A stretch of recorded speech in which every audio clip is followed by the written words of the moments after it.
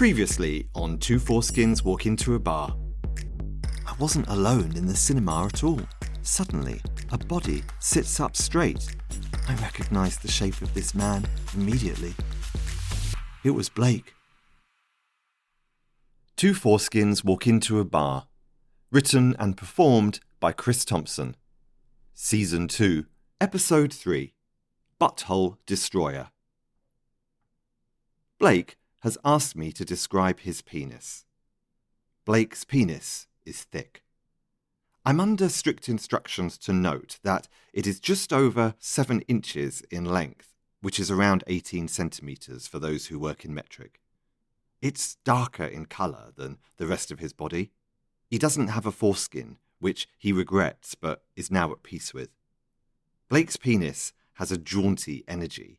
It's in on the joke of how preposterous we look when we rut, but it's also characterised by a certain elegance, a commitment to its purpose.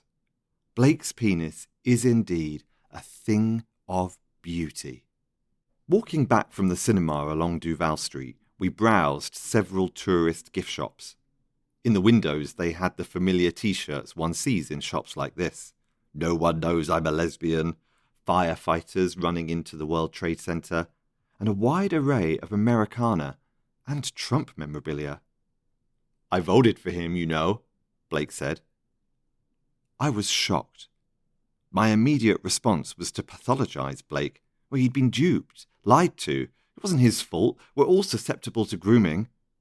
I said, "Okay."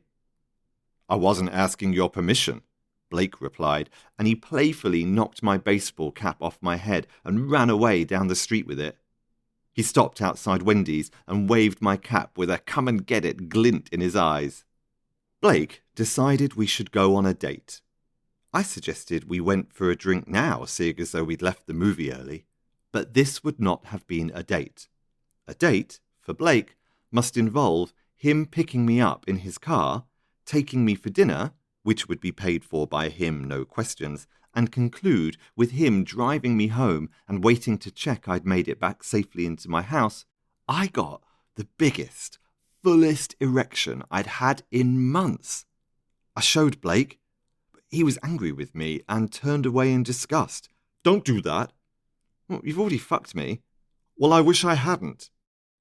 I am now going to make a sweeping generalization about American men. All 165 million of them. American men are traumatized. They are deeply wounded.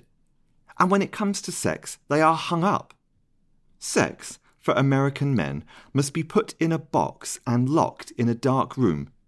At night, or sometimes at 3 p.m. on a Tuesday afternoon, they surreptitiously creep through the door, unlock that box, and fuck a faceless hole. Then out they slither, locking the door behind them as they walk away, hunched over in the hope that they won't be spotted. They try to outrun their shame lest it trips them up and lands them face down in a muddy pool of their own squirming humiliation. When Blake was fucking my anonymous hole, he called me a bitch. His exact words were, "Take that fat cock, you bitch." Later, he called me a slut. I note with interest the misogyny inherent in these words. I've used them that way myself, and personally, I have no problem being called these things when I'm face down arse up in an Airbnb in Key West. But now Blake sees me as dateable, I must unsex myself. Not in the Lady Macbeth sense, but in the sense that now I am a romantic prospect, I must separate myself from my sexual identity. I must close the box and lock the door. Once, I matched with the same guy on Grindr and Tinder. On Grindr, we engaged in gorgeous, horny protestations about what we wanted to do to each other. When I accidentally continued this conversation on Tinder, he blocked me. More recently, I turned up to a date wearing a jockstrap under my jeans. I was made to testify that this was because I was either coming to or from a workout. I wasn't. And I wasn't prepared to lie about it either. Never mind that my date mentioned during our chats that he loved men in jockstraps. And he left, explaining that he was looking for the real deal with someone who had done the work, not meaningless hookups with a New York slut. E.M. Forster said, only connect. I wonder if now we might say, only integrate. And yes, I concede it is grossly unfair to lay this at the door of American men, to generalise about an entire group, and surely I'm projecting my own wounds onto this unsuspecting constituency. So I ask their forgiveness for my crude, reductive hypothesis, formed solely from 7 years of dating them. I accepted Blake's invitation, and I said I'd be waiting for him, my gentleman caller, on my porch at 8 p.m. Now I really did feel like I was in a Tennessee Williams play. "Who's Tennessee Williams?" said Blake. "Who's Tennessee Williams?" I confess that's what came into my head, but I'm so glad I stopped myself before I said it. What a tiny, myopic bubble I live in, I thought. What an utter snob I am. I have turned my nose up at him for his politics, then for wanting to go on an old-fashioned date, and now for not knowing who some playwright was. I immediately apologised to Tennessee Williams. He wasn't some playwright, he was the playwright. But equally, I was a snob, and I hung my head in shame. Later that afternoon, I did some work on my play, which nobody had asked for. The conceit was as follows. The lead character, Christopher, has 3 different conversations with 3 different men at various points in his life. The 3 men are each played by the same actor and represent 3 former lovers, Robert, Lionel, and Simon. When Lionel broke up with me, I wrote him a letter which I never sent him. This letter was for me, to help express myself and process the loss. 6 years later, when Simon broke up with me in a bookshop in London, I did the same. I wrote a letter with no intention of sending it. I'd filed them in my personal Dropbox folder and hadn't looked at them since. Recently, when my storage was full and I had to delete stuff, I reread these 2 letters. I was horrified to find that whilst written 6 years apart, the letters were pretty much identical. In some cases, the exact turns of phrase cropped up in each one.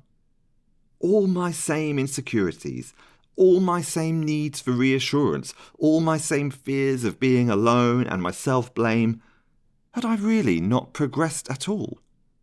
Or was it, as my therapist, who I'd been seeing for 7 years, suggested, a sign that, in love, 2 people will speak to each other's wounds, and my wounds would always be the same? I liked this idea, but I couldn't help think it got my therapist off the hook too. These letters were to form the backbone of the play. I wanted to explore how much we change and yet how little we change.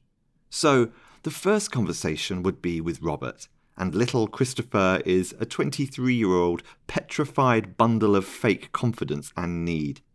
The second, with Lionel, Christopher is in a cheerleader's dress, don't ask, begging Lionel not to leave him. And the third, with Simon, Christopher is now in his early 40s and brought to his knees with the agony, not of losing him, but the despair of what this loss represents, that he has failed again and he is indeed unlovable. The span of time would be nearly 20 years. I envisaged an ongoing motif of Christopher talking about how he longed one day to take a partner to visit his sister in Dubai. The final coda would be Christopher sat on the bed in his sister's spare room in Dubai, talking to someone in the ensuite bathroom.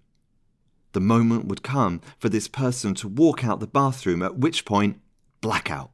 The play ends, and the audience is left wondering if the man in the bathroom is one of the 3 former lovers, now rekindled, or a figment of Christopher's imagination, the hypothetical lover that protects him from the pain of his loneliness.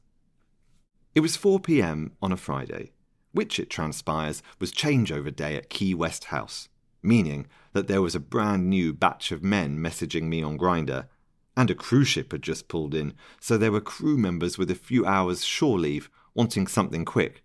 So I was on duty. I closed my laptop. Fuck that stupid play. put on my bright turquoise Speedos and skipped over to Key West House.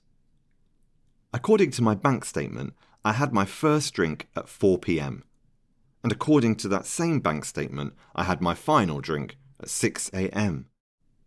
At approximately 8 a.m., I was woken up by the police banging on my door. They walked around the property, peering in all the windows, whilst I hid under the bed. When I was certain they'd gone, I looked out my door and saw that they'd hung my Speedos on the flag next to my mailbox.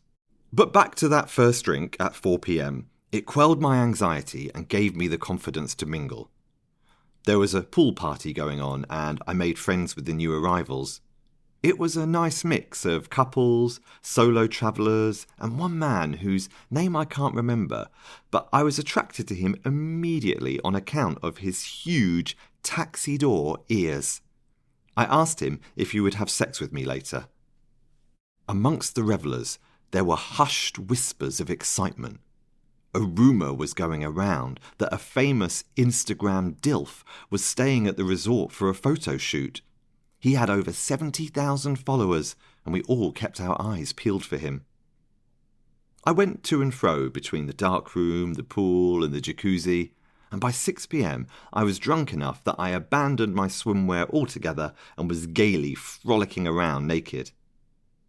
Word soon reached those of us in the pool that the hot Instagram DILF had arrived and was in the hot tub by the main entrance. My curiosity got the better of me. He was sat on the ledge of the hot tub with the water up to his calves, and by now there was a queue of gays lining up to meet him. Some of them, if they were lucky, were invited to suck his penis. I once won a competition for a meet and greet with Elaine Page.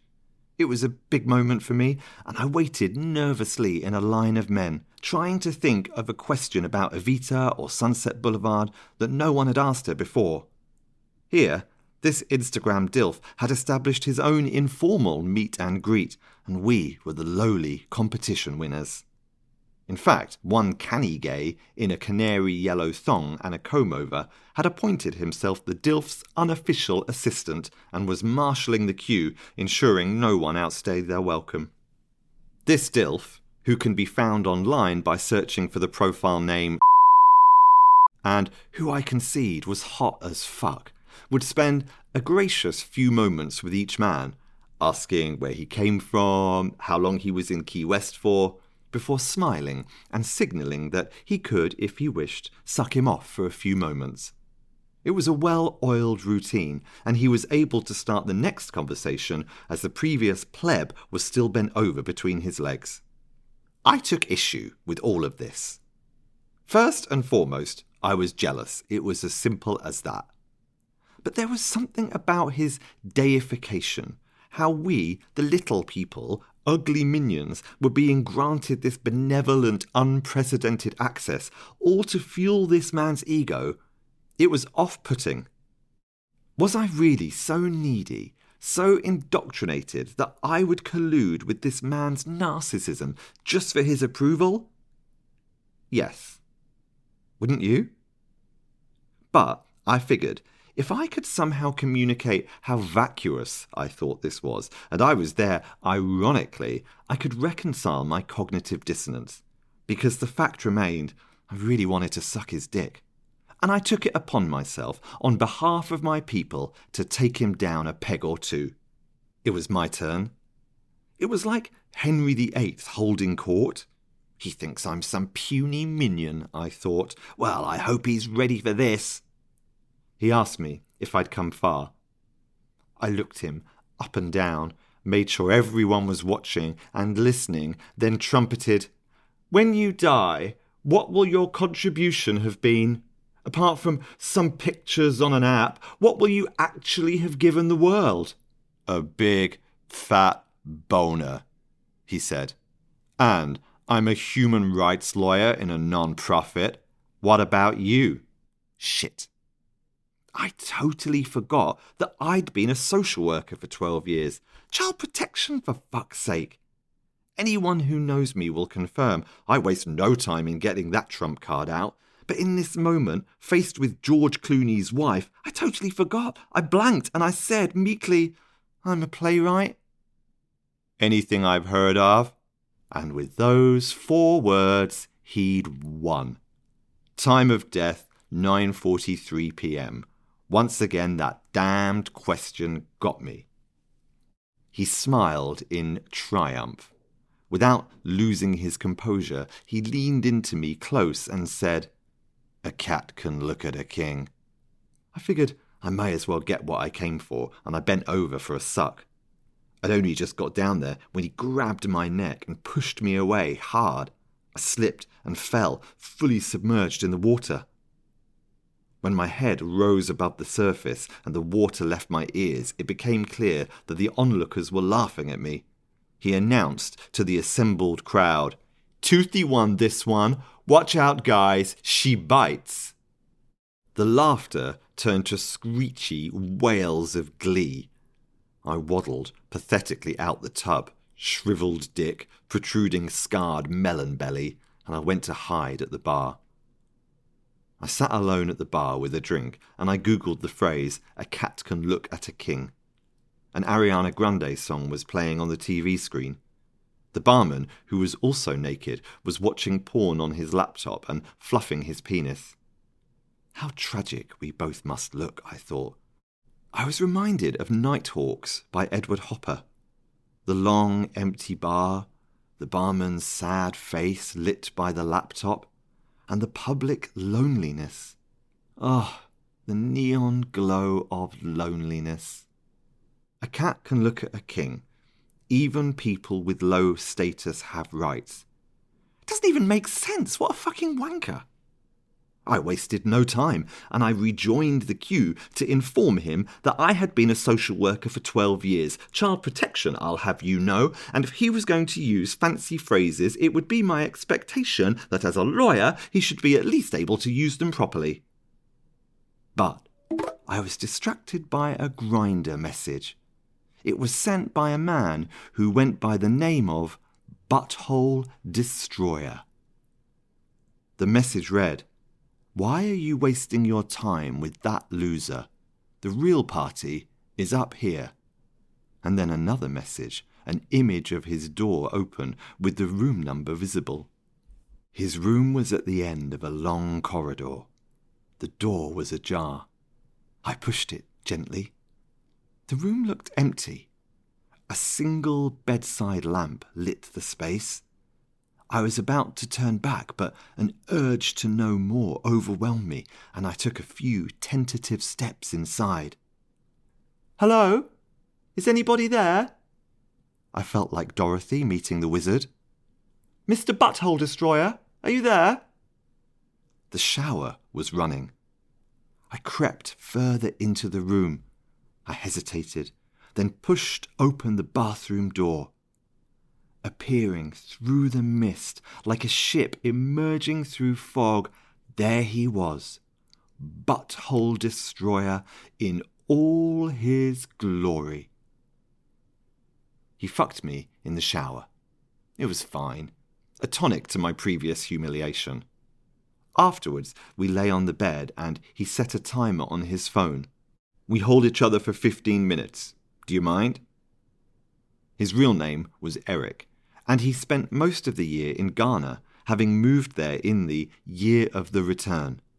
But he came to Key West once a year to, in his words, make sure he's not neglecting any part of his life. "You can kind of be gay in Ghana," he said, "but there's no scene. It's more in people's homes, but it's not safe. So coming to Key West once a year met his need for complete openness."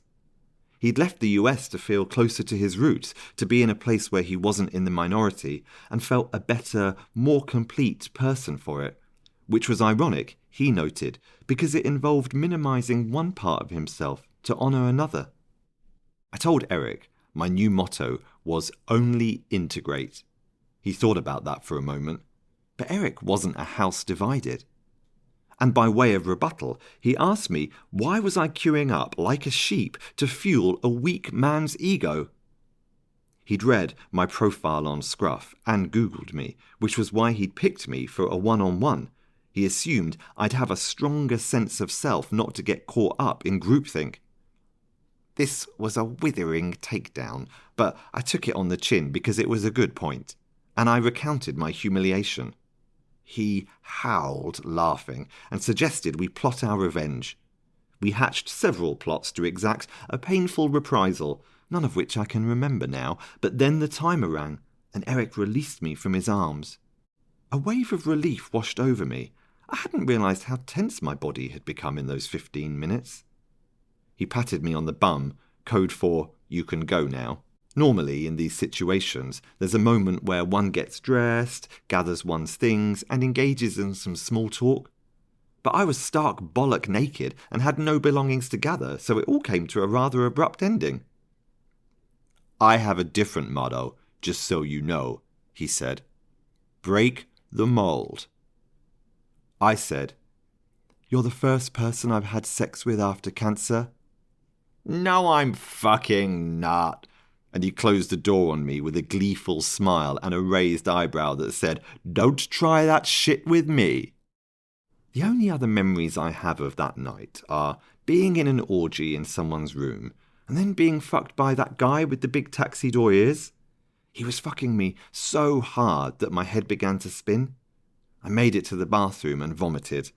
I assumed that would be curtains for our assignation, but he gave me some mouthwash, bent me over the sink and carried on. And then I woke up in my bed and have no other recollections. The only explanation for the police I can think of is that I was spotted walking home naked at 6:30 that morning. I was so hungover, I couldn't stand up. I ordered a pizza, and when it arrived, I cried, and then I crawled to the front door to retrieve it. As I chewed my pizza, slumped on my side against the door, flashes of the previous night came and went, a phantasmagoria of desire, humiliation, and obliteration. I thought about my planned date tonight with Blake. Politics aside, was he not looking for the same things as me?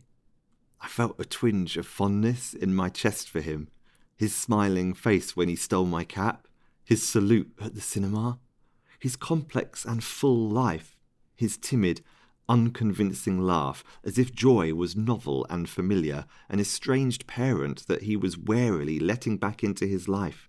Yes, Blake seemed rather lovely. And then I painted another picture of him in my mind. He was a hick, a MAGA racist, certainly not very intelligent. Who the fuck hasn't heard of Tennessee Williams? What the hell would we have in common? This man's life is a mess. 2 daughters who he hardly sees, too busy fucking faceless holes in Airbnbs. Well, I thought, a cat can look at a king. But who was the cat? And who was the king? Blake arrived at 8 p.m. on the dot. The sun had just set. He was wearing a bright blue shirt with a collar, and he'd bought me a gift. I couldn't see what it was through the window. He knocked a few times, called out to me. He walked around the house, looking through the kitchen window and then the bedroom. His footsteps crunched on the dry leaves near the outdoor washer and dryer. He waited for 11 minutes, calling my mobile once, maybe twice in fact. He left a voicemail and sent me a text message which I couldn't read until later because I'd turned my phone off. He tried opening the door, out of concern, I'm certain, but I had bolted it shut. He sat on the porch and waited some more until finally he left. Whilst I, with feline stillness, hid silently under the bed, locked in a box in a dark, dark room. Next time on 2 Foreskins Walk Into a Bar. He hauled me up, turned me around and bent me over. He pulled down my shorts and saw my jockstrap. Ah, typical. Always ready. I know what type of guy you are, Chris. 2 Foreskins Walk Into a Bar is written and narrated by Chris Thompson, directed by Andrew Falaise, edited and post-production by Christopher Huth.